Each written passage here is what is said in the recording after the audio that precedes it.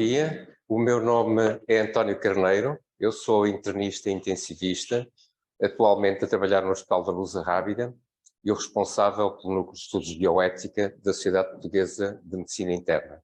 É nesse contexto que nós aqui estamos, numa parceria do Núcleo de Estudos de Bioética com a Comissão de Ética do Hospital da Luz Rábida e a Comissão de Ética da Escola Superior de Saúde de Santa Maria, coincidindo também com uma das fases da pós-graduação da Escola Superior de Saúde de Santa Maria. Deixem-me começar-vos por agradecer.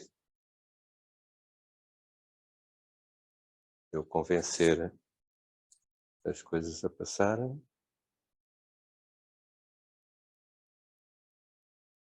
Ok? Deixem-me começar-vos por agradecer à Escola Superior de Santa Maria, Saúde de Santa Maria, na pessoa do seu presidente, o professor José Manuel Silva, e na pessoa da irmã Ana Paula, que é vice-presidente do Conselho de Direção e representa a entidade instituidora, portanto, a Congregação das Irmãs Franciscanas e Missionárias Nossa Senhora. Como vos dizia, este é um seminário integrado na pós-graduação de cuidados paliativos, nesta altura no módulo da espiritualidade em cuidados paliativos, cuja regente é a professora Sara Pinto. Para além desta circunstância, como já vos assinalei, é a Comissão de Ética do Hospital da Luz Rábida, que é presidida pelo Dr. Alfredo Martins, que vai estar comigo neste debate daqui a bocadinho, e pela enfermeira, que também é integrada pela enfermeira Catarina Simões, são parte dos responsáveis pela iniciativa, da mesma forma que a Comissão de Ética da Escola Superior de Saúde de Santa Maria, que está aqui representada pelo Padre Antonino de Sousa e pela professora Catarina Simões. O apoio para esta iniciativa é da Angelini, a quem nós muito agradecemos. Não é a primeira vez e é uma dos apoios fundamentais para nós podermos ter estas iniciativas. Obrigado à Angelini, nas pessoas da Sofia Cardoso e do Ricardo Coimbra, que estiveram sempre ao nosso lado neste assunto.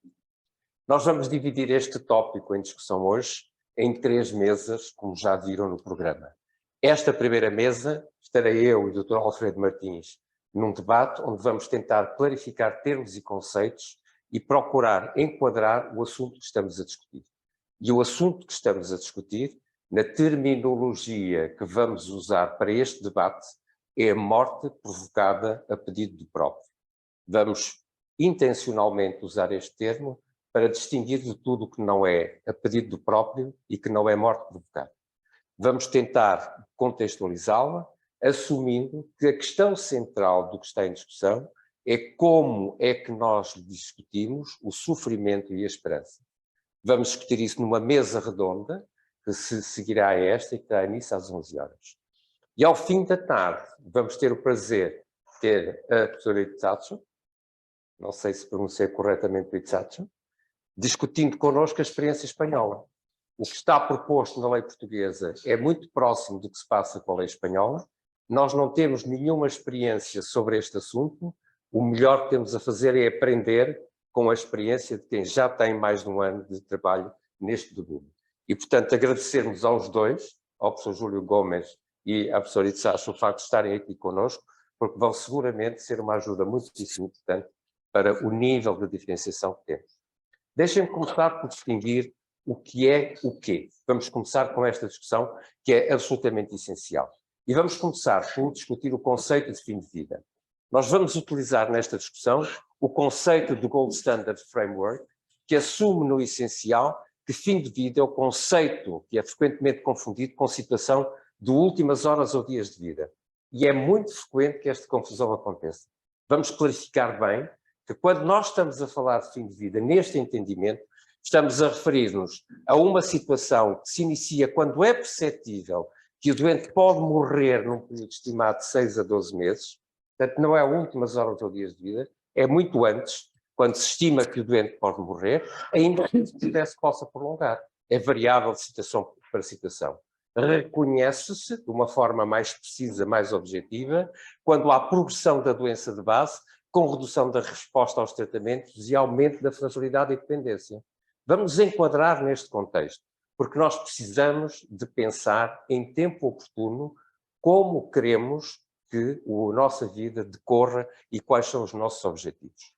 O objetivo fundamental deste conceito é nós sermos capazes de identificar as necessidades, não é calendarizar as ocorrências, é identificar as necessidades, que são os desejos e os valores da pessoa com quem estamos a planear os tempos que seguem. O objetivo, o foco, está na antecipação das necessidades do doente e para que sejam possível prestar os cuidados certos, na hora certa, cuidados proativos, alinhados e de preferência, e de acordo com as preferências da pessoa. Este é o objetivo. Portanto, para que este percurso possa acontecer em tempo oportuno, eu preciso de reconhecer em tempo oportuno ou que tenho uma doença que está em fase evolutiva e eventualmente não tem cura, ou que estou numa situação em que estou já em fase de deterioração. Nós, sobre isso, temos uma tese que é uma tese muito pragmática e que, no essencial, é esta a ideia, a sugestão da imagem que o Gold Standard Framework propõe. Usemos a estratégia do dia de chuva. Vamos esperar que as coisas corram por melhor, mas vamos preparar para o pior. Se eventualmente as coisas não correrem exatamente por melhor, nós estamos preparados. E é muito interessante trazermos esta reflexão da Brenda Nevich e da Deborah Meyer, duas enfermeiras de oncologia que no fim da sua carreira profissional fizeram uma reflexão, esta reflexão, na qual faziam este statement inicial, princípio inicial. A morte não é uma opção, mas a forma como se morre, essa é uma opção. E é essa a questão que nós precisamos de discutir. Que condições é que eu tenho quando estou frágil, quando a minha vida precisa de ajuda, quando eu preciso de cuidados integrados e ainda por cima posso eventualmente estar próximo da morte. Optar a tempo e com conhecimento de causa é a chave do processo. É aqui que nós precisamos centrar o mais importante do que vamos decidir. E no nosso entendimento, já tivemos a oportunidade de publicar isto mais de uma vez, é preciso percebermos que há um momento em que tem todo o sentido, para não dizer é obrigatório, que nós sejamos capazes de organizar um plano adaptado àquela pessoa, integrado em função das suas necessidades, como base e objetivo para termos uma relação clínica frutuosa, construtiva e adaptada à circunstância da pessoa que está em sofrimento. Portanto, o conceito, que do nosso ponto de vista é fundamental, é quando eu tenho uma doença incurável ou quando tenho uma evolução no sentido de ser mais frágil e mais dependente, é imprescindível que eu seja capaz de, com o meu médico assistente ou os meus médicos assistentes, construir um plano individual integrado de trabalho. Vamos voltar a esta discussão repetidamente. E quando estamos a falar deste conceito, o que estamos a dizer é que queremos convergir entre os objetivos de cuidar e a melhor forma de os operacionalizar. Levar à prática é assim um exercício que exige empenho, antecipação e, fundamentalmente, compreensão de quais são os objetivos e os valores da pessoa a quem se dedica, a quem se destina este plano. E, naturalmente, que esta operacionalização tem um espaço e um tempo, com os interlocutores que forem necessários àquela pessoa e àquela circunstância. O mesmo plano, no essencial, é uma reconciliação dos múltiplos planos criados para responder a múltiplas necessidades. Sim, há sempre uma pleiada de diferentes situações que precisam de ser concertadas e integradas. E é preciso que elas sejam específicas e no momento adequado. A tal antecipação na estratégia do dia de chuva. Eu espero que as coisas corram por melhor, mas preciso de estar preparado para uma eventualidade ou para a circunstância dela não correr pelo melhor. Os valores em presença, e deixem-me centrar-vos, insistir nesta perspectiva, os valores em presença têm a ver com a relação clínica em que a pessoa pede ajuda e a pessoa tem a responsabilidade de corresponder a esse pedido. O valor relacional da solicitação, pedi ajuda. Se eu peço ajuda, estou à partida numa condição vulnerável. Isso significa que a pessoa procura a ajuda do outro, a quem expõe o seu percurso vital. Todo o pedido de ajuda é um exercício de exposição e humildade, e a palavra-chave é vulnerabilidade.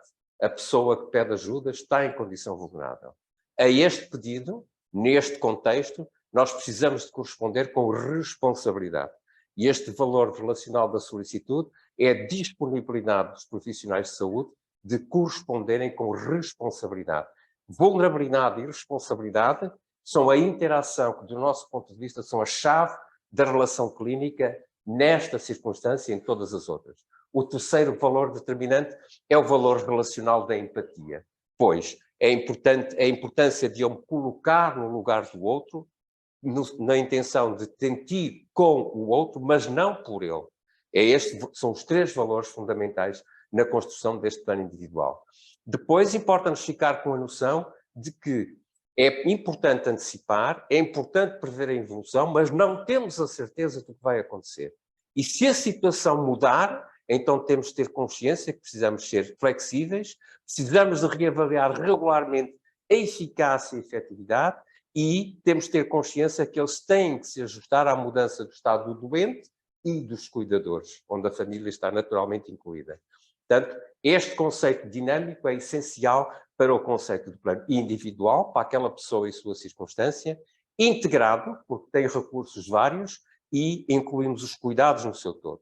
Neste entendimento, o plano individual integrado de cuidados é um obstáculo à obstinação terapêutica, porque já tivemos tempo de discutir o que tem sentido, o que não tem sentido, o que é adequado e o que não é adequado.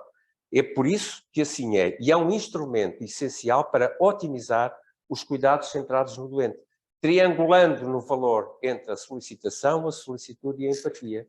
É dinâmico, é contínuo, é suscetível e deve antecipar a sua evolução, mas precisa de se confrontar com aquilo que é a realidade e o que de facto efetivamente aconteceu. Imaginem uma situação como esta.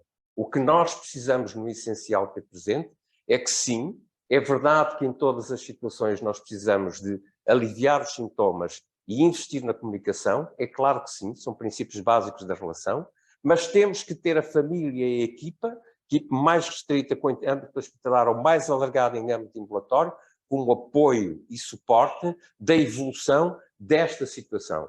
Como imaginam, quando este doente tiver alta, aquilo que se vai passar no ambulatório vai ser muito diferente daquilo que se passa aqui. E, fundamentalmente, sermos capazes de gerir as expectativas. Há sempre uma dissociação entre a expectativa que o doente tem e a expectativa que os profissionais têm. A capacidade de nós, em tempo oportuno, termos consciência desta diferença, deste espaço entre a expectativa que uns têm e os outros, é muito importante e vai variando ao longo do tempo. Quando conseguimos construir isto por inteiro, temos um plano individual integrado de cuidados adaptado a esta situação. Reconhecem isto com certeza. Estes são os princípios básicos de cuidar da pessoa em sofrimento. Como sugerem o Clinical Practice Guidelines for Quality of Palliative Care, que é esta edição de 2019, estes cuidados que eu acabei de referir são apropriados em qualquer estágio da doença grave. E vamos admitir, se eu tenho uma doença se eu estou em situação de fim de vida, a minha doença é grave. São suscetíveis, devem ser baseados nas necessidades e não no prognóstico, como ainda há bocadinho nós assentávamos. Devem ser proporcionados em todos os contextos e por várias organizações. Por definição, é multifacetado, é poliédrico e então, em contexto ambulatório, mais necessidade é ter vários intervenientes e integrá-los no projeto que efetivamente tem a ver com o doente. Têm que ser focados no que é mais importante para a pessoa, para a família e para os cuidadores. Portanto, tem que ser adaptado e individual às circunstâncias desta pessoa. Tem que ser interdisciplinar para que o cuidado possa ser um cuidado global.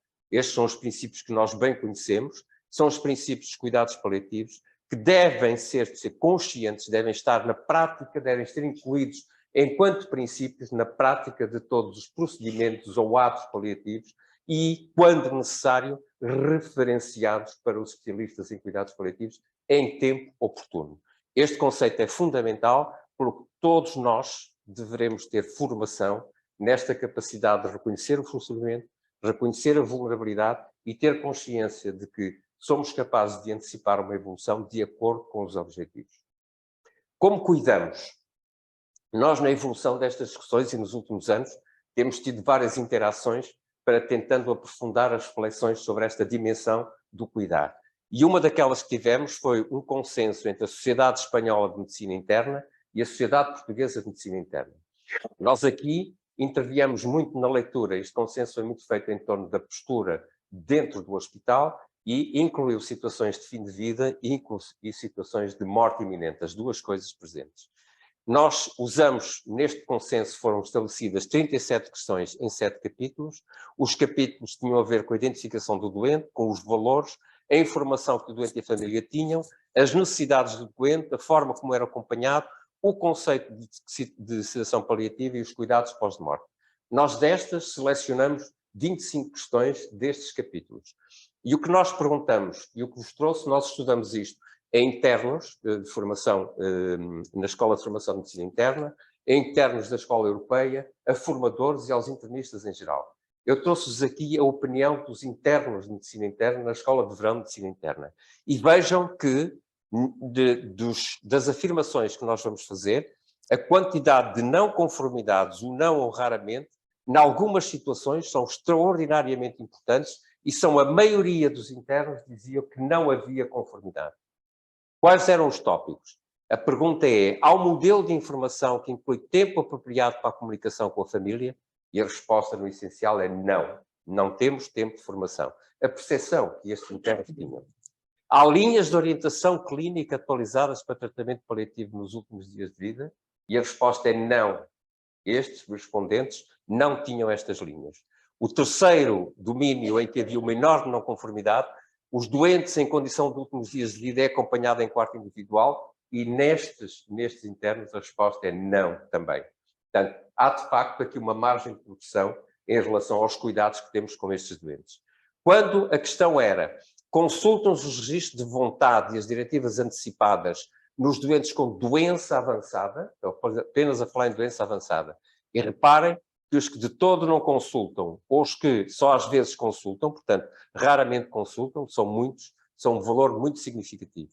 O outro grupo importante é, e consultam-se os registros de vontade dos doentes em situação de últimos dias de vida, e vejam, mais de 50% não consultam ou raramente consultam.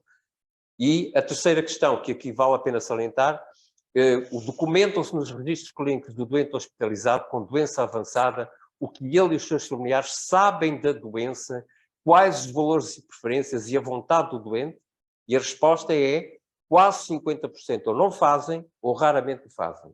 Há aqui um vazio muito grande na prática destes respondentes para perceber o que é importante para o doente. E reparem que nós estamos a lidar em condição de hospitalização. Não é aceitável que estas questões tenham tantas não conformidades. Nós temos uma margem de progressão importante. E há uma circunstância em que nós nos aproximamos da hora da morte, que nós chamamos a morte iminente, portanto, são as últimas horas ou dias de vida, para a qual nós devemos desenvolver as recomendações do International Collaborative for the Best Care, que é uma organização que depois sucedeu ao protocolo de Liverpool e cuja visão, no essencial, é o mundo onde todas as pessoas vivenciam uma boa morte, apoiada pelo melhor cuidado personalizado como parte integrante da sua vida individual. Para levar isto à prática, o International Collaborative propõe este modelo 10-40, com 10 princípios, como estes que vocês aqui veem, e 40 procedimentos para serem verificados na prática e constituem também recomendações. Neste sentido, o que nós desenvolvemos e está em curso neste momento é o projeto Morte Iminente em Medicina Interna, no qual ainda estamos em curso, a identificação da tipologia de cuidado do doente em morte iminente através de um One Day Survey. Desenvolvemos uma validação nacional do modelo de boas práticas já acontecido em Ronda Delphi e identificamos as necessidades formativas por intermédio de um focus group. Esta iniciativa no âmbito da medicina interna conta com o Núcleo de Estudos em Cuidados Paliativos, o Núcleo de Estudos de Medicina Interna e a parceria, a referência é as recomendações do International Collaborative e temos uma parceria direta com a Católica para desenvolver este processo. É importante, portanto, ficar com a noção de que fim de vida é uma coisa, um plano individual integrado de cuidados é essencial para nós acompanharmos o doente de acordo com os seus desejos, morte iminente é outro assunto completamente diferente, mas aquilo que a nossa legislação introduz é um termo ainda diferente de todos estes. Deixem começar por dizer o que é que se entende por morte assistida, ainda clarificando os termos e conceitos. O termo, em português, significa colocar-se junto de estar presente e tem como significado essencial de estar presente, ser testemunha, ser espectador ou presenciar. Morte assistida também é auxiliar, acompanhar, ajudando e socorrendo. E, portanto, a morte assistida, atendida nestes termos, é desejável para toda a gente. É bom que toda a gente tenha uma morte assistida e que ela esteja de acordo com aquilo que ele acha são os seus valores, os seus desejos, os seus objetivos. Designar morte medicamente assistida uma coisa que é totalmente diferente disso, que é morte provocada a pedido do próprio, é um erro de comunicação e que não tem sentido.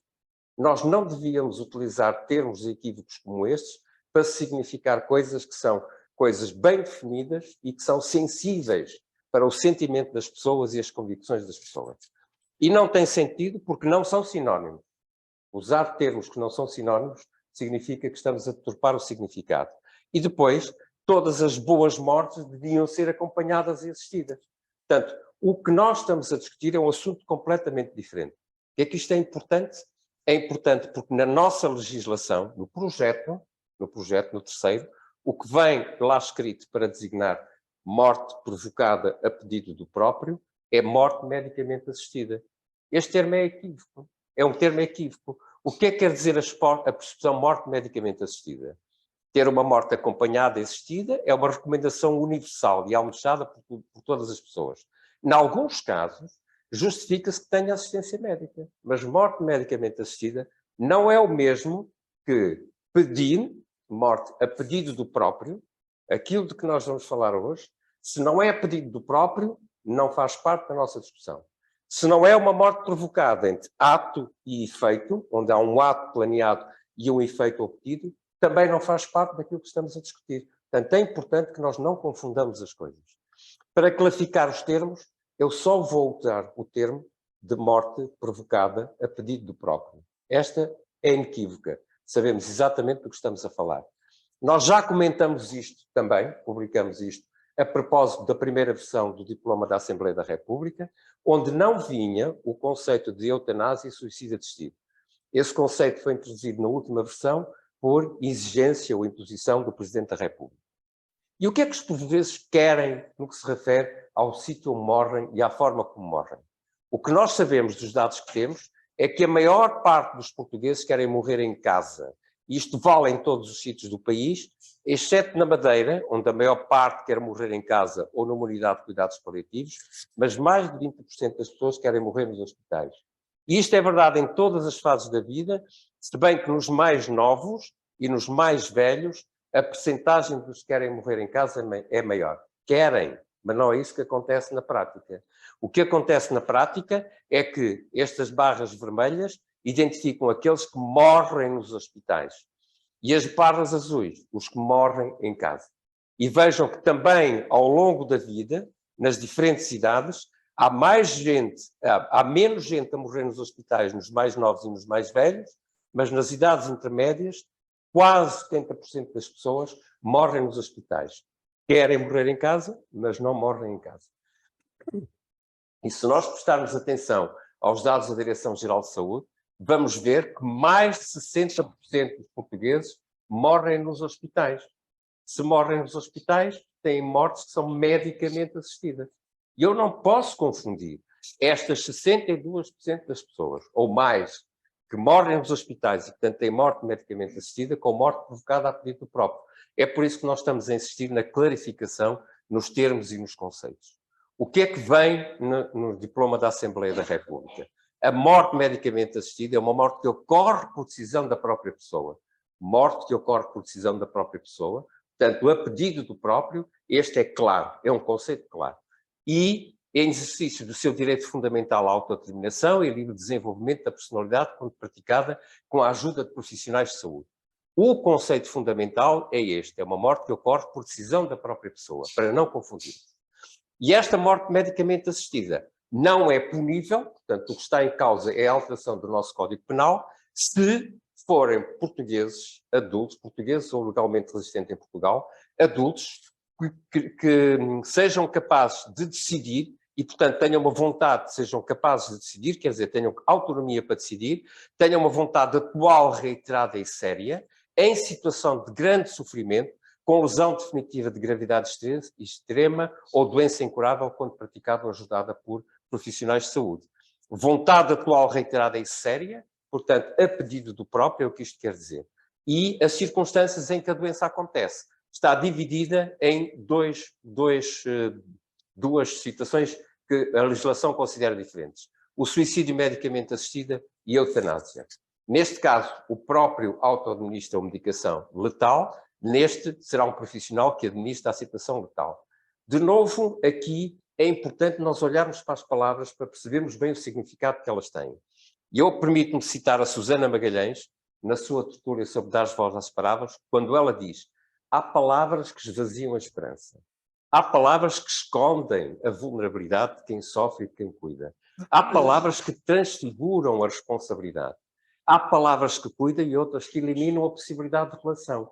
É nesta dimensão do significado das palavras e da forma como as pessoas interpretam que nós estamos a acentuar a importância de clarificar os termos e os conceitos. É por esta razão, para eu saber bem do que estou a falar.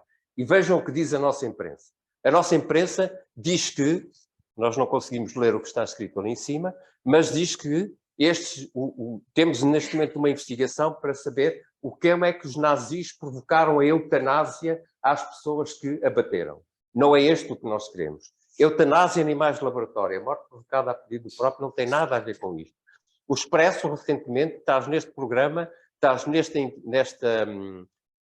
entrevista sobre o que se passa no matadouro, a noção de que o tiro final de abate dos touros no matadouro é uma eutanásia, é a prática de eutanásia. Isto não tem nada a ver com a morte provocada a pedido próprio.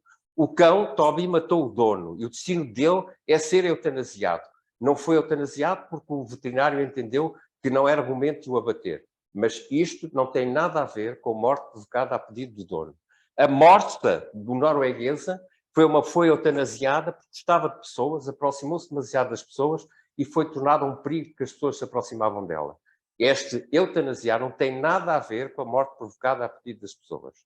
Os cães e os gatos, em grande quantidade, ano passado terão havido 43 mil animais que foram entregues aos canis e aos gatis, 25 mil foram adotados e 2 mil foram eutanasiados. Aquilo de que estamos a falar não tem nada a ver com este conceito de eutanásia. O conceito de eutanásia é uma coisa... a maneira como este termo é usado aqui é totalmente diferente daquilo que nós estamos a dizer, morte provocada a pedido do próprio. Porquê é que isto é extremamente importante? Porque, por exemplo, em Espanha, o termo utilizado, como nós vamos ver dos nossos companheiros, é exatamente eutanásia. E em muitos países europeus também estamos a usar exatamente a palavra eutanásia. Portanto, nós precisamos de distinguir que palavras são estas e que significado é que elas têm, que elas são palavras que podem efetivamente criar equívocos e confusão, são palavras que podem transfigurar a responsabilidade e são palavras que podem eliminar a possibilidade de relação. Se eu tenho a noção que o abate de cães e gatos é a mesma coisa que vem escrito na lei para aquilo que são as minhas decisões no exercício da minha autonomia, é mais que natural que eu possa ficar confuso e desorientado. Mais do que isso, a nossa literatura publica várias coisas que adjetivam a eutanásia de passiva, ativa, voluntária, involuntária, caca-eutanásia, eutanásia, etc. Esses atributos, esses adjetivos todos, são situações que podem gerar muitos equívocos. E essa é a segunda razão pela qual nós propomos que não se use o termo eutanásia. Reparem que nesta publicação recente, o cerne da discussão está na importância da intenção de provocar a morte. Temos que querer provocar uma morte do doente para que a interrupção dos tratamentos seja considerada eutanásia passiva. Nós estamos a discutir aqui uma prática corrente nos hospitais, que é iniciar e suspender suporte artificial de vida. Isto é um assunto totalmente diferente da morte provocada a pedido do próprio. Portanto, é importante que nós nos centremos naquilo que de facto é importante. Este outro autor é um autor também atual e que também volta outra vez a pegar nas questões de eutanásia e chega mesmo a afirmar que, neste último caso, que é este caso das pessoas que estão sem suporte artificial de funções vitais, que estão suspensas, é mesmo a prática do comum nos hospitais fazer uma prática de eutanásia passiva. Atenção, que aquilo de que nós estamos a falar é um suporte artificial de funções vitais e não é uma morte provocada a pedido do próprio. São duas coisas totalmente distintas e que nós queremos clarificar. Diria, pois, que não iniciar ou suspender o suporte artificial de funções vitais não é morte provocada a pedido do próprio de que nós estamos a falar. O suporte artificial é corrente hoje. Nós conseguimos suportar funções artificiais em pessoas em risco de vida, mas precisamos ter a noção de que o que a lei nos diz é que estas intervenções, que muitas vezes são agressões à integridade física, têm que estar de acordo com o estado do conhecimento, de mostrarem indicadas e forem levadas a cabo de acordo com a leges arti, por um médico ou por uma pessoa legalmente autorizada, com a intenção de prevenir, diagnosticar ou debelar doença, sofrimento, lesão corporal. Estas são as circunstâncias de ser praticada de acordo com o estado da arte, por quem está autorizado e com a intenção de aliviar o sofrimento, que legitimam estas intervenções, que incluem o suporte artificial de funções vitais e que são agressões à integridade física. Mas, se não é tudo isto que eu acabei de vos dizer, é do ponto de vista legal, do ponto de vista deontológico, do ponto de vista moral e do ponto de vista ético, absolutamente adequado e absolutamente razoável. Só que, se efetivamente estes procedimentos, sendo eles prescrições médicas, precisam de ser acompanhados, têm que ter uma indicação, é preciso que respondam àquilo que nós queríamos que efetivamente acontecesse, porque, de facto, se a intenção de prevenir, diagnosticar, minorar a doença ou o sofrimento deixar de se verificar, esses mesmos procedimentos que provocam sofrimento e que violam a integridade física deixam de estar despenalizados. Portanto, se o suporte artificial de vida não deve ser iniciado, ou, se foi iniciado, deve ser suspenso, quando já não tem intenção de prevenir, diagnosticar, debelar ou minorar a doença e sofrimento. Donde não iniciar suporte artificial de funções vitais ou suspender suporte artificial de funções vitais é uma prática corrente em todas as situações em que se faz este suporte artificial de funções vitais, quando ele deixa de ter sentido, deixa de ser adequado e se limita a prolongar o sofrimento. E isto não tem nada a ver com morte provocada a pedido do próprio. É uma coisa totalmente diferente. Quando a situação evolui a ponto de já não se esperarem benefícios, esses mesmos tratamentos podem passar a inadequados. E, nos termos da nossa lei, são criminalizáveis quando são excessivos. Os termos da lei, da nossa lei na Assembleia da República, para além daquele conceito de suicídio assistido e de eutanásia que eu já vos referi, trazem dois outros conceitos. O conceito de doença grave ou incurável, entendida como uma doença que ameaça a vida em fase progressiva, incurável e irreversível, e que origina um sofrimento de grande intensidade. São estes os termos do nosso projeto de lei. E um segundo, que é a lesão definitiva de gravidade extrema, definida como lesão grave, definitiva e amplamente incapacitante, que coloca a pessoa em situação de dependência de terceiros ou de apoio tecnológico para a realização das atividades elementares da vida diária, existindo certeza ou probabilidade muito elevada de tais limitações venham a persistir do tempo. Deixem-me insistir neste facto. Nenhuma destas situações é razão para uma morte a pedido, para morte provocada a pedido do próprio. Nenhuma é. Estas são situações correntes na nossa prática cotidiana. Já o sofrimento, esse é que é a variável que nos importa discutir e que nos importa perceber. Portanto, fiquemos primeiro com esta doença. Nenhuma doença grave incurável, nem nenhuma lesão definitiva de gravidade extrema são razões per si, pelo contrário, são situações correntes de todos os dias, com acompanhamento e enquadramento adequado, de preferência no contexto de um plano individual integrado de cuidados de acordo com as necessidades das pessoas, e nenhuma delas justifica morte provocada a pedido do próprio. Pelo contrário, justificam o máximo de concentração dos recursos que nós temos disponíveis. Mas a terceira variável que é introduzida na definição das condições para se poder pedir uma morte provocada a pedido do próprio é um sofrimento tido por intolerável, avaliação que só pode ser feita pela própria pessoa. Portanto, no fundo, ficamos com a noção de que este sofrimento de grande intensidade, nas suas múltiplas dimensões, decorrente de uma destas situações, com grande intensidade, persistência continuada e permanente, é considerado intolerável pela própria pessoa. Esta dimensão é que é a dimensão-chave, é a dimensão essencial do raciocínio que estamos a fazer. O facto de a doença ser grave ou ser incurável não é, por si só, razão para pedir uma morte provocada a pedido do próprio. E o facto da decisão ser definitiva ou de gravidade extrema também não é. Também não é. Eu percebo, e nós todos percebemos, que o legislador tivesse vontade, não sei se tem necessidade, mas tem vontade, de circunscrever os pedidos às pessoas que são portadores desta condição. E que, para além disso, tem um sofrimento intolerável. É um artifício utilitário da legislação, mas não é uma razão per si. E deixem-me olhar para o sofrimento na leitura, na perspectiva dos cuidados paliativos para o futuro. Este artigo, que está ali mencionado, e que depois vocês podem ver nos diapositivos que nós vamos ver, projeta, avalia aquilo que era a quantidade de sofrimento medida pela necessidade de recurso a cuidados paliativos em 2016 e projeta para 2060. E vejam que a leitura que aqui se faz, quer nos países de baixo rendimento, quer nos países de alto rendimento, é de que o sofrimento vai aumentar. E o sofrimento relacionado fundamentalmente com as doenças graves. A metodologia usada foi pegar nas 20 doenças mais frequentes, olhar para a projeção que se espera que essas doenças venham a ter em 2060, 2016 para 2060, e sistematizar as necessidades em cuidados paliativos para estas situações. O resultado é o de que é provável que de 2016 para 2060, na infância nós tivemos uma redução, na infância, nos primeiros anos de vida, uma redução significativa até à adolescência.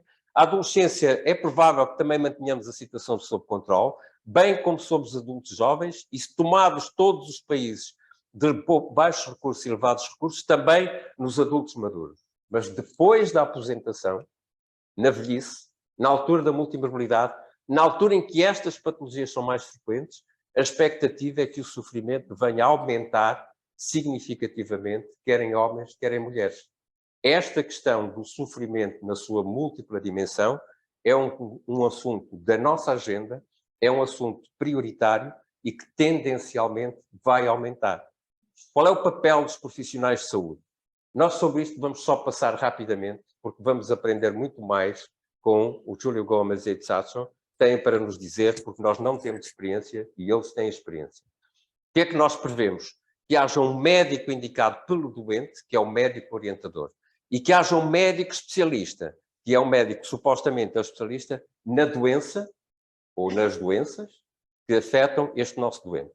Quando nós perguntamos aos internistas qual era a sua postura para cumprirem uma destas funções, 52% dos respondentes disseram: não quero ter nada a ver com esse assunto. Não estou disponível, na fase atual da minha resposta, a ter o que quer que seja a ver com essa discussão da morte provocada a pedido próprio. E 48% mostraram-se disponíveis a cumprir uma ou mais funções. A distribuição etária é esta que vocês aqui veem, por género é esta que vocês aqui veem, e veem que esta distribuição, de alguma forma, correlaciona-se, em parte, com aquilo que se passa com a distribuição dos médicos em Portugal. Os que disseram que estão disponíveis para cumprir uma ou mais funções, 65% estão disponíveis para ser médicos orientadores, 70% estão disponíveis para fazer parte da Comissão de Verificação e Avaliação e 56% estão disponíveis para ser médicos especialistas, dos respondentes. Aqui em cima, nós temos aqui o topo do diapositivo cortado, mas temos aqui os que estão disponíveis para ser médicos orientadores e estão disponíveis para fazer parte da Comissão de Avaliação. Para mim foi um bocadinho surpreendente que os mais novos também se mostram disponíveis para ser parte da Comissão de Verificação e Avaliação, se calhar entusiastas, talvez não saibam bem o que é que a resposta significava. Mas médicos orientadores estão os diferentes grupos profissionais disponíveis para estarem presentes. Quando nós inquiríamos,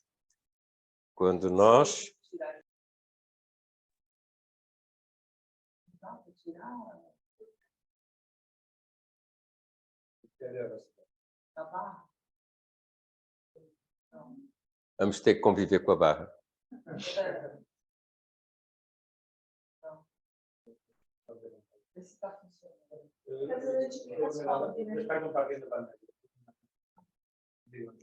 Vamos ter que nos entender com a barra.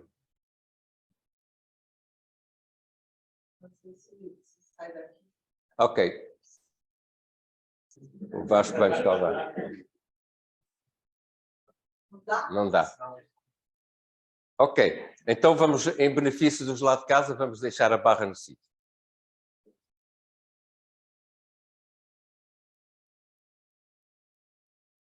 Ok? Pronto. Quando nós perguntamos às pessoas Mas o que é que as pessoas acham? Neste exatamente não há experiência, não há formação, não há mais nada que não a discussão na Assembleia da República. O que é que vocês acham que seria importante quando leem este diploma e que fosse considerado no diploma nas perspectivas futuras? Vejam, as pessoas que acham que era preciso mais condições de segurança para o doente, as pessoas que acham que eu queria ter um interlocutor disponível a toda a hora para me esclarecer as minhas dúvidas, e as pessoas que acham que o que eu preciso é de mais formação. O que é mais interessante aqui é que, inicialmente, os que diziam que não quero ter nada a ver com esse assunto, quando a questão se foi posta aqui, parte deles disseram, eu quero ter mais formação para perceber melhor o que se passa. E, portanto, estamos a falar deste mesmo universo. A abertura do procedimento clínico. A abertura do procedimento clínico tem como variável fundamental o médico é escolhido pelo doente, este médico orientador, e é preciso formalizar com pedido. E são precisos pelo menos 2 meses para o processamento das diferentes fases que estão previstas na legislação, sobre as quais eu não me vou debruçar. Vamos referenciar ao modelo espanhol, que é muito mais atuado, que tem a ver com uma experiência acontecida. E quando nesta função de médico orientador perguntamos e sentes-te confiante para esclarecer o doente sobre os tratamentos aplicáveis ou variáveis, ou viáveis e disponíveis? A maior parte das pessoas tem vários níveis de confiança, mas há um número de pessoas significativo que não se sentem tão confortável como isso. Quando perguntamos se esses tratamentos forem da área dos cuidados paliativos, continuamos a ter um número maioritário de pessoas que se têm por confiantes, mas o número de pessoas que não estão convenientemente confiantes neste domínio específico dos paliativos é significativo. Sobre o procedimento clínico, é sempre garantido, querendo, o acesso aos cuidados paliativos. E este projeto também, o doente tem acesso a uma consulta de psicologia. É uma das minhas estupefações em relação a este diploma. Se o raciocínio que fizemos até aqui, que é o raciocínio que o sofrimento é o elemento-chave para as decisões relacionadas com a morte provocada a pedido do próprio, eu não percebo porque é que a questão do acesso aos especialistas em sofrimento é uma opção ocasional e não é uma oportunidade, por definição, assegurada no projeto, como aqui se põe a questão da psicologia clínica. No meu entendimento, é mais importante que o acesso aos cuidados paliativos seja uma garantia, claro, que a pessoa pode rejeitar, se o entender, do que propriamente o acompanhamento em psicologia no fim de vida, nestes últimos 15 dias, sem desmerecer a importância que ele possa eventualmente ter. Quando nós perguntamos aos respondentes, considera o acesso aos cuidados paliativos em Portugal fácil? Não houve uma única pessoa que dissesse concordo inteiramente. A maior generalidade das pessoas disseram, foi a única pergunta onde não houve ninguém a responder a isto. A generalidade das pessoas dizem, não. Fácil? Não é. Quando nós perguntamos, e as pessoas que solicitam uma morte provocada a pedido do próprio, devem ter prioridade no acesso aos cuidados paliativos? A maior parte das pessoas acha que não. Esta chocou-me, porque eu acho claramente que sim. Prioridade, garantia. Prioridade, garantia. E depois, durante o desenvolvimento deste processo, vou chamar a atenção para o número de situações em que o processo para, na nossa legislação. Se o parecer do médico orientador não for favorável à morte medicamente assistida, o processo para, tem que ser reiniciado. Quando nós perguntamos às pessoas o que é que eles achavam, se sentem confiantes para esclarecer o doente sobre a situação clínica que o afeta, a maior parte das pessoas, sim, sentem-se confiantes para o esclarecer. Também não vemos o que é que está lá em cima, mas a pergunta era, sente-se confiante para propor os tratamentos que são aplicáveis, viáveis e disponíveis? A maior parte das pessoas diz que sim. Já nem todos estarão, eventualmente, confiantes nesta matéria. Sinto-me confiante para esclarecer doentes sobre o respectivo prognóstico? A maior parte sente que sim. Estas são parte das funções dos médicos orientadores. Se o parecer do médico especialista, quando necessário, pedido a parecer do médico especialista, não for favorável à morte medicamente assistida do doente, o procedimento em curso é cancelado e dado por encerrado. Segundo stop na evolução deste processo. Caso o doente padeça de mais de uma lesão definitiva, gravidade extrema ou doença grave e incurável, o médico orientador decide qual a especialidade médica a consultar. É difícil de compreender isto. Quando a pessoa tem só uma doença dominante, percebe-se, mas quando há mais do que uma doença dominante, por definição, poderá haver mais do que um parecer para isto ficar bem clarificado. E a pergunta é, sente-se confiante para avaliar a capacidade de decisão do doente? A maior parte das pessoas acham que sim, mas há um número significativo de pessoas que precisam de ajuda. Eu sinto-me confiante para identificar as causas remediáveis do sofrimento. A maior parte das pessoas diz que sim, bem como tratar as causas do sofrimento. Eu não tenho a certeza de que estas pessoas, quando responderam a isto, viram o sofrimento na sua multidimensionalidade. A nossa próxima mesa vai nos ajudar a perceber bem isto. É obrigatório, diz a nossa legislação, o parecer de um especialista, com a intenção de avaliar, de um especialista em psiquiatria, com avaliar a capacidade para tomar uma decisão de forma autónoma, e sempre que há dúvidas sobre a capacidade da pessoa solicitar, e sempre que há uma perturbação psíquica. Se o parecer do médico especialista em psiquiatria confirmar qualquer uma destas situações, o processo para. Terceira paragem. Se, entretanto, tudo isto é controlado por uma comissão de verificação e avaliação. Se o processo, quando avaliado pela comissão de verificação e avaliação, que entender que tem um parecer desfavorável porque alguma coisa não é conforme, quarto stop no processo de morte medicamente assistida, morte provocada a pedido do próprio. O médico orientador, a concretização da decisão do doente, o médico orientador, de acordo com a identidade do doente, e este aspecto é muito importante, é de acordo com a vontade do doente, combina o dia, a hora, o local, o método a utilizar para a prática da morte medicamente assistida. Portanto, o conceito diferença entre morte, suicídio assistido e eutanásia, no sentido em que é provocado, a substância letal é administrada por um profissional de saúde ou pelo próprio, esvai-se nesta questão de princípio. A questão de princípio é que o próprio decide todas as variáveis nesta interpretação legal. E a decisão é da exclusiva responsabilidade do doente em relação a todas estas variáveis. Portanto, aquela separação entre suicídio assistido e eutanásia deixa de ter grande sentido porque, no essencial, são meramente procedimentais. Os princípios são exatamente os mesmos, o modelo de decisão é exatamente o mesmo e os responsáveis pela decisão são exatamente os mesmos. Neste sentido, a diferença entre eutanásia e suicídio assistido não tem justificação, porque o projeto de lei da Assembleia da República atribui ao requerente todas as opções. O princípio em discussão é saber se é legalizável que a pessoa maior informada, capaz de exercer a sua autonomia, possa requerer de forma reiterada ajuda para provocar a sua própria morte. A forma como a morte é provocada é uma decisão do próprio, nos termos da nossa lei. E, por isso, entendo-a como instrumental e não como questão de princípio. Portanto, no fundo, a mensagem eu repito aquilo que eu estava a dizer há bocado, o médico orientador informa e esclarece o doente sobre os métodos disponíveis para praticar a morte medicamente assistida, designadamente a auto-administração de fármacos letais pelo próprio doente ou a administração pelo médico ou profissional de saúde devidamente habilitado para o efeito, sob a supervisão médica, sendo a decisão da responsabilidade exclusiva. Portanto, todo este procedimento é de acordo com a vontade do doente. A escolha do local para a prática da morte medicamente assistida cabe ao doente. Este critério do legislador é a perspectiva, do meu ponto de vista, correta, pois considera que a consumação da morte como instrumental e determinada pela vontade expressa do requerente. A concretização da decisão é outra possibilidade de fazer o quinto stop do processo. Se o doente está inconsciente antes da data marcada, não é possível praticar a morte provocada a pedido do próprio. O médico orientador e outro profissional, quando da administração podem estar presentes outras pessoas, outros profissionais, conforme o que vem na lei.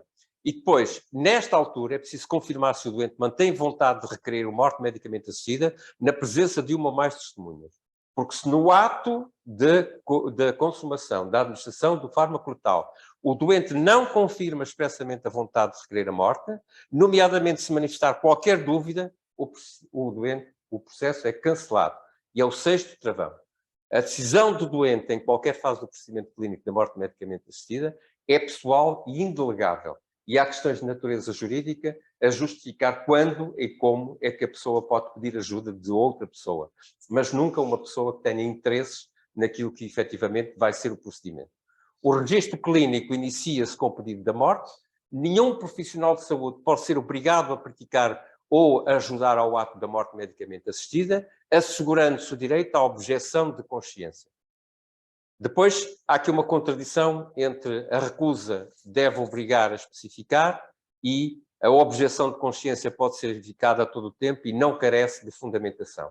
Há qualquer coisa aqui que não é completamente coincidente, mas o direito à objeção de consciência está consagrado.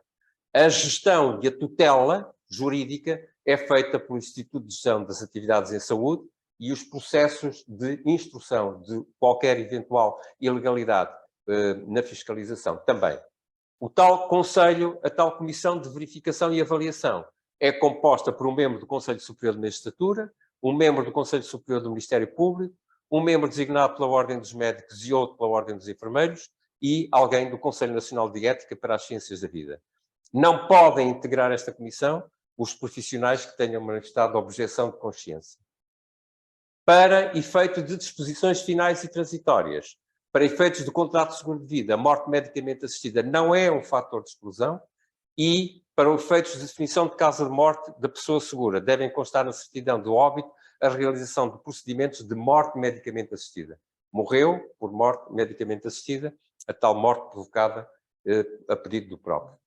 Peço desculpa da extensão da intervenção, mas nós tivemos a intenção de nos centrarmos naquilo que estávamos a discutir e procuramos, de alguma forma, tornar claro aquilo que não estamos a discutir. O processo de morte provocada a pedido próprio é uma opção possível no contexto da autonomia da pessoa, mas que só tem sentido se o percurso até lá for percorrido de forma correta e capaz. Alfredo, vamos passar à fase seguinte? Te apresentar. Bom dia.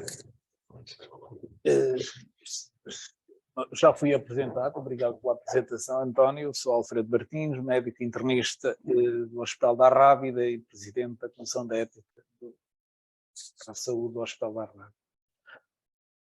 Obrigado, António, pela excelente apresentação, pela contextualização primeiro do assunto e depois também pela clara exposição sobre o projeto de lei. E no final ficamos com a sensação de que o que é importante aqui é, quando falamos do projeto de lei da morte provocada a pedido, é que haja uma decisão do doente e a vontade expressa do doente, o primo movis para que o processo arranque, e que depois se verifiquem as condições para que o processo possa prosseguir até ao final. Portanto, vontade do doente e as condições clínicas e depois legais para que se concretize a morte provocada a pedido próprio. Eu penso que é importante que nos centremos nestes dois pontos do assunto. Eu tenho a ideia de que a questão central é assumir que a pessoa que tem para si própria que o seu sofrimento é intolerável e, portanto, não está disponível para que esse percurso final de vida seja feito sobre com a obrigação de ter esse sofrimento tido por intolerável, que, no fundo, a legislação prevê, e que outros países já aceitaram e escreveram no seu quadro jurídico, é que nessas circunstâncias possa haver a possibilidade de fazer eventualmente de provocar eventualmente a morte a pedido do próprio. Essa é a questão central. É no fundo, o contexto da autonomia. A minha liberdade inclui o direito de eu poder decidir como quero viver esta fase da minha vida e até onde quero viver. Às vezes nós vemos inscrita nesta discussão a discussão de que a vida, do ponto de vista constitucional, está consagrada como inviolável. Mas a melhor afirmação sobre este contexto é o que vem na introdução da lei espanhola, que tem uma discussão muito interessante sobre este tópico. Certo que a vida é um valor maior, inscrito na Constituição, mas é um valor que se inscreve em paralelo com outros valores. E o titular desse valor, que é o direito à vida, por definição, não tem que ser obrigado a viver um sofrimento intolerável. E, portanto, aceita-se, neste contexto e nesta leitura, que seja possível provocar a morte a pedido do próprio. A razão por que nós assertivamente insistimos no morte provocada a pedido do próprio é porque tudo o que não é a pedido do próprio não faz parte desta conversa. E tudo o que não é morte provocada, causa e efeito, não faz parte desta conversa. Portanto, há uma enorme contaminação sobre coisas alternativas que confundem muito aquilo que se está a discutir. E é por isso que é importante e oportuno nós discutirmos isto. A nossa primeira versão desta discussão estava muito mais próxima daquilo que eu estou a dizer agora do que esta versão atual. Estes termos novos introduzidos na nossa versão, eu percebo porque é que eles foram introduzidos. É para tornar razoavelmente equivalente o que nós dizemos com o que se diz noutro sítio. Mas eu também acho que nos outros sítios não é a eutanásia que nós devemos dizer, devemos ser morte provocada a pedido do próprio. A eutanásia, efetivamente, é boa morte, e boa morte é uma coisa que a gente deseja para toda a gente. Agora, precisamos é de sanear as coisas, como o suporte avançado de vida, como os abates dos animais, que precisam de sair daqui em definitivo. A terceira mensagem que me parece absolutamente essencial é que não se chega a uma situação destas em abstrato. Chega-se a uma situação destas em concreto.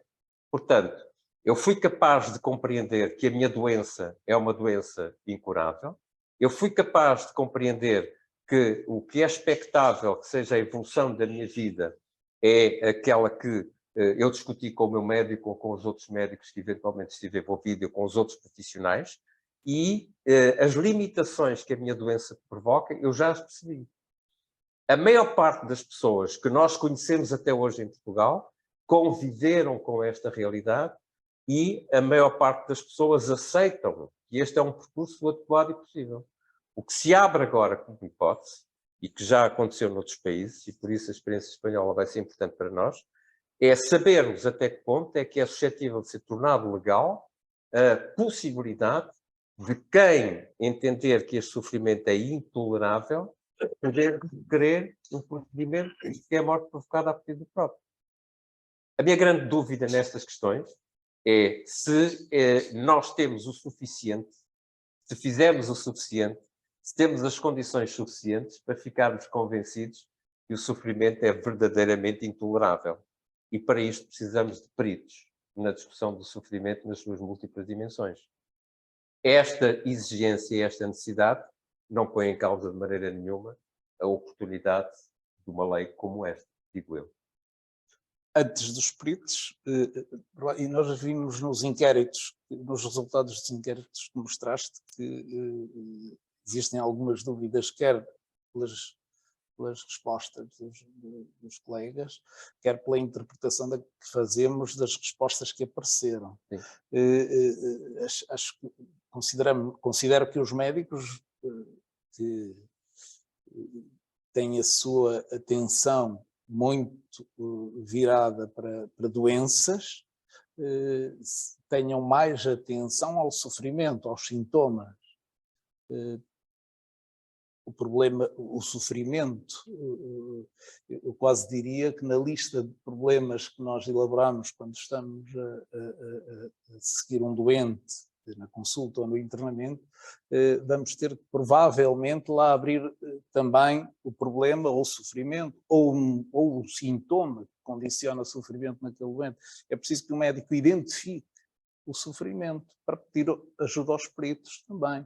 Eu penso que os médicos vão ter que dar mais atenção ao sintoma, ao que pode constituir sofrimento para o doente, claro, para além da doença. Eu tenho a certeza que nós podemos melhorar. Não é? Aliás, quando nós utilizamos aquele consenso, o consenso entre a Sociedade Espanhola e a Sociedade Portuguesa de Medicina Interna sobre fim de vida e morte iminente, introduz uma série de recomendações sobre o que são boas práticas. E, portanto, o inquérito que nós fizemos, no fundo, era: e estas boas práticas recomendadas acontecem ou não? E vocês viram, só naqueles tópicos que eu vos mostrei, que eu também fiz de propósito. Portanto, nós temos dados dos grupos internos da Escola de Verão de Medicina Interna, da Sociedade Portuguesa de Medicina Interna, que foi este que eu vos mostrei. Temos dados dos formadores, depois temos dados dos internos da Escola Europeia de Inverno, que, portanto, tem gente da Europa toda, e temos dados dos internistas. Estes são aqueles que são mais chocantes, mas eu trouxe-os de propósito, porque estes nossos internos que estavam na Escola de Verão de Medicina Interna, quando foram inquiridos, portanto, isto foi a preparação da discussão do tema numa das escolas de verão, quando foram inquiridos, tinham a percepção, que é diferente da percepção dos formadores que responderam na mesma altura, tinham a percepção de que tinham todos aqueles vazios. E aquilo é uma prática que claramente se pode melhorar. O facto de uma pessoa dizer que quando o doente está em situação grave, ou está em situação de últimas horas ou dias de vida, em contexto de morte iminente, e não está registado o que é que ele pensa sobre a situação, se já foi discutida, qual é a forma como a família integra a situação, se tem desejo expresso, se tem diretivas antecipadas de vontade, se está registado no RENTEV, é uma falha. É uma falha. Portanto, são coisas que, obviamente, podem ser melhoradas. E a minha convicção, é por isso que nós andamos há tanto tempo debatendo isto em várias dimensões, é que quanto mais formos capazes de trazer este assunto para a agenda, mais oportunidades temos de melhorar. E, portanto, ficam aqui duas coisas fundamentais. Sim, a dimensão da comunicação, a dimensão daquilo que são as opções prévias da pessoa, a dimensão do plano individual integrado de cuidados, estas, por definição, devem ser coisas a integrar na nossa prática. Claro que eu sou internista e sou intensivista.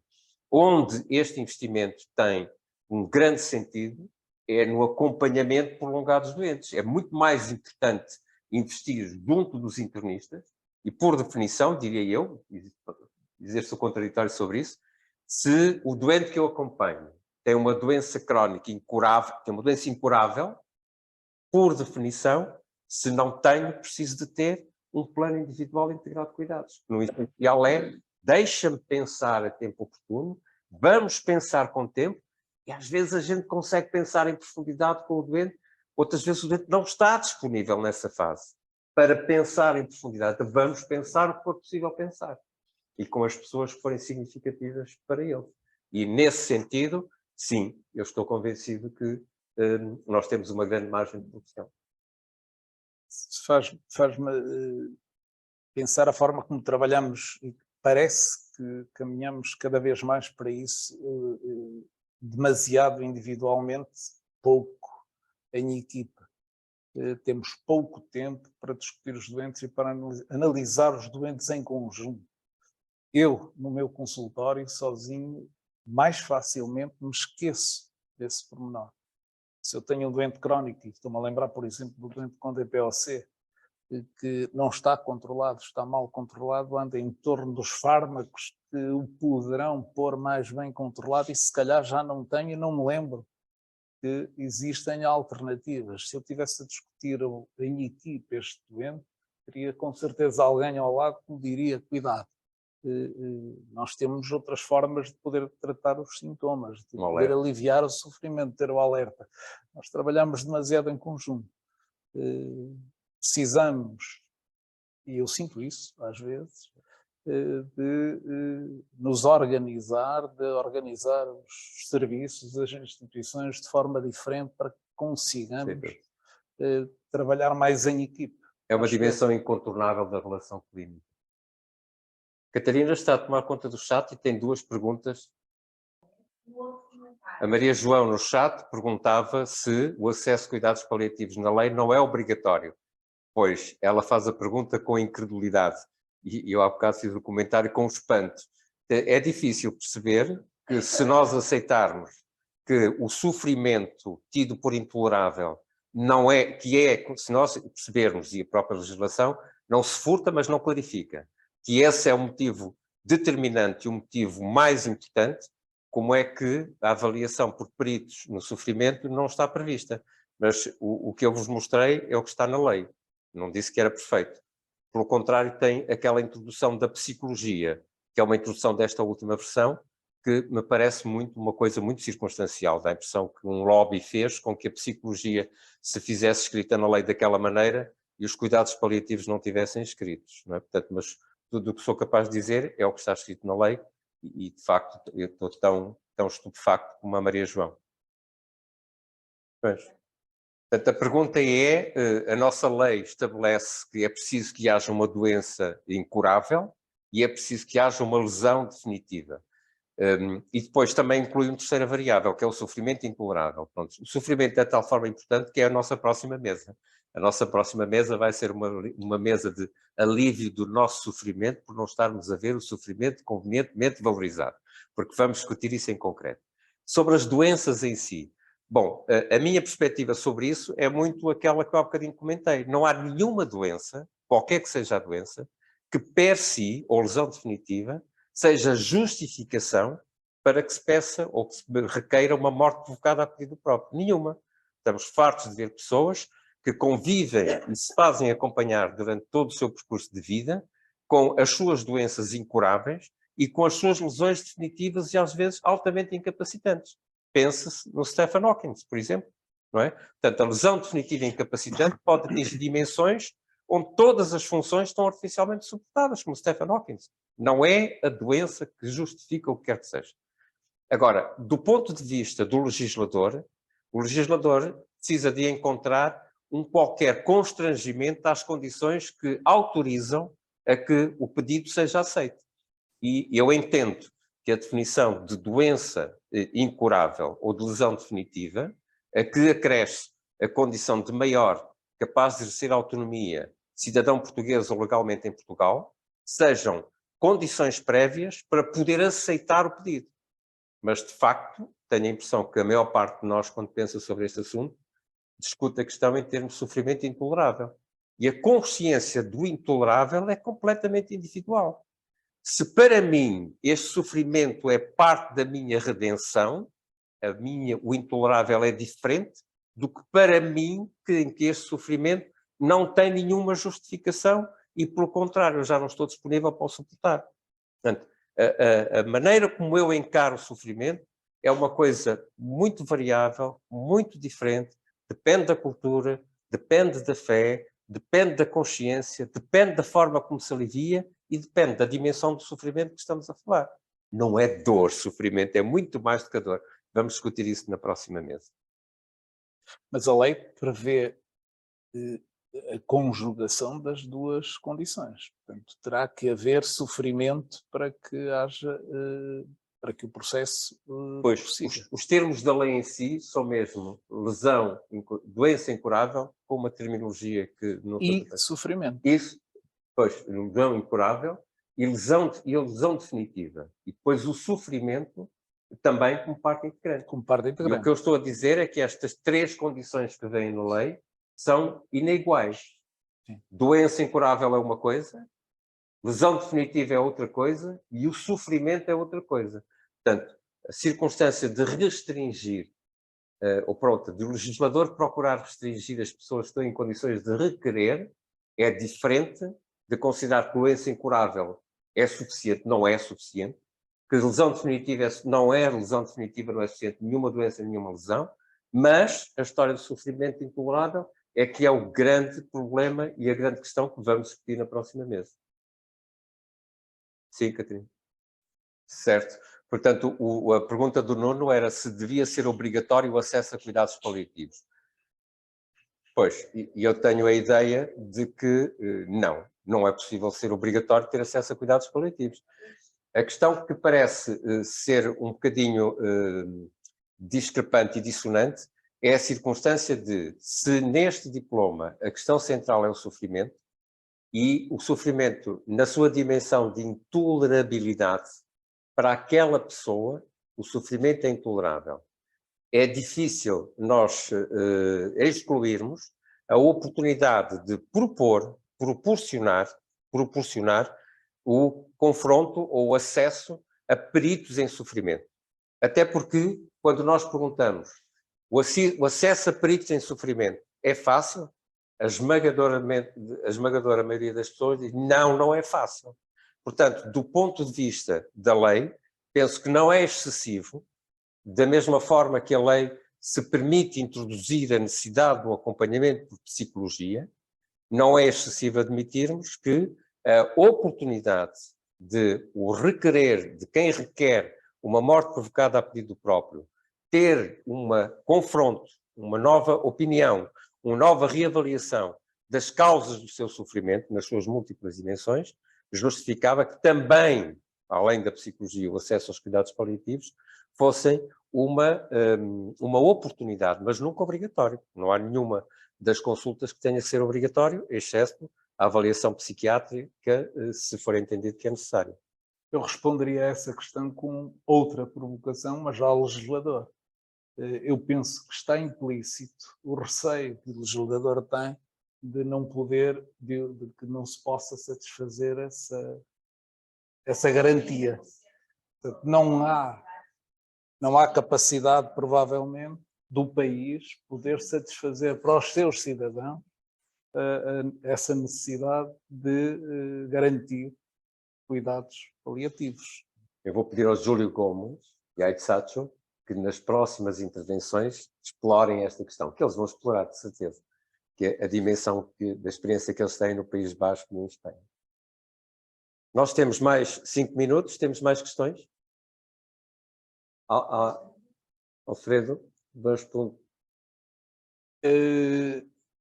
Eu tinha também a questão relativamente ao sofrimento e quem avalia e como é avaliado o sofrimento, mas já fomos dizendo e vamos ter uma mesa a seguir para falar sobre isso.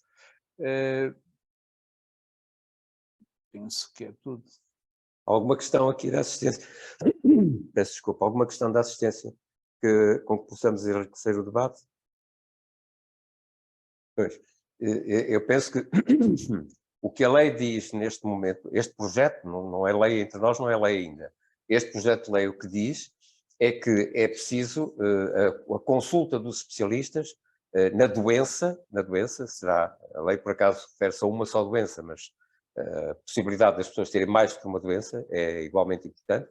Portanto, os especialistas na doença, que é uma coisa fundamental. Portanto, o médico orientador deverá ter opinião bem fundamentada sobre que doença é esta e o que é que as pessoas, se ela é curável, se não é curável, se ela é definitiva ou não é definitiva. Portanto, ter as condicionantes, que são os pressupostos para cumprir condições para requerer a morte provocada a pedido do próprio. Diz isto. Mas, mais do que isto, não se pode dizer. E diz também que, havendo dúvidas sobre a capacidade de decisão, que é imprescindível uma consulta psiquiátrica. Mas não diz mais do que isto.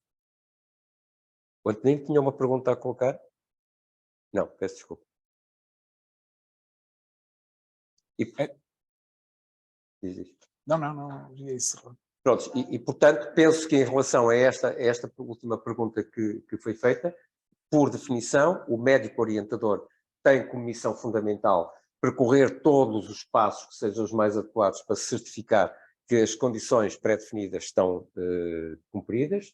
Ele deve requerer o parecer complementar de especialistas sempre que tal for justificável, que haja dúvidas, portanto, que não fiquem dúvidas em nenhuma circunstância. Deve requerer um parecer autorizado para confirmar que tem capacidade de decisão e depois tudo isto é revisto pela Comissão de Verificação e Análise. Portanto, não há aqui nenhum ato pontual nem refletido. E como viram, a lei, nos termos em que está escrita, põe 7 travões, há 7 momentos em 7 circunstâncias em que o processo para e tem que ser reiniciado desde o princípio, incluindo o momento da consumação do ato que, se não ficar claro que a pessoa mantém a sua vontade informada, também bloqueia, voltando outra vez ao princípio. Considero que, de qualquer maneira, há um desafio que era importante lançar a partir daqui, a partir desta intervenção do António, era que, de facto, devíamos banir, pelo menos dentro na área das equipas clínicas de saúde, banir o termo eutanásia deste processo. Pois, a gente não vai conseguir banir, não é? Ele foi posto na lei, está consagrado em Espanha, Desafio, está consagrado. A questão dos termos tem uma atualidade muito grande. A Comissão Nacional de Ética para as Ciências da Vida, quando este assunto foi trazido à discussão há 3 anos atrás, lançou uma discussão no país inteiro. E as pessoas que tiveram a oportunidade, eu assisti a 3 desses debates, muito orientados para grupos profissionais ou para grupos sociais. E a oportunidade que tive nessa altura, que me criou a convicção definitiva que é preciso clarificar termos e conceitos, foi a forma como juristas, juízes, professores utilizavam o termo eutanásia e o que significava esta circunstância da morte provocada a pedido próprio, de formas absolutamente alucinadas. Incluindo esta noção. Se a nossa lei diz que aquilo de que estamos a falar é morte medicamente assistida, 62% dos portugueses morrem nos hospitais. Por definição, tem morte medicamente assistida. Estes termos equívocos, que não são claros, lançam a confusão.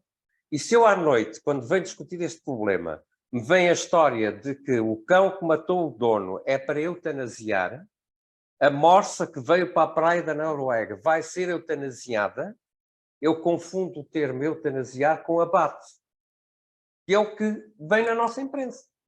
É aqui que eu estou a pôr a questão de clarificar o termo. E o termo morte provocada a pedido do próprio, para a generalidade das pessoas, é chocante. Morte provocada. A morte provocada em Portugal está consagrada. Não é a pedido do próprio.